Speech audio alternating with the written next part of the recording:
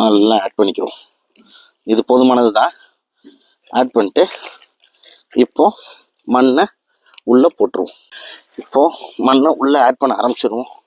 நம்ம தோணுன மண்ணே தான்.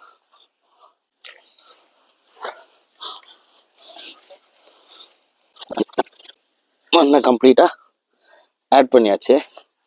ஆட் பண்ணதுக்கப்புறம் சுற்றி இப்படி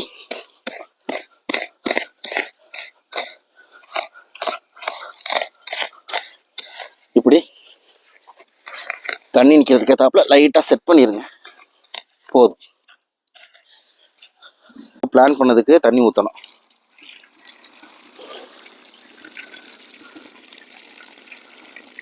ஓகே, ஊற்றியாச்சு.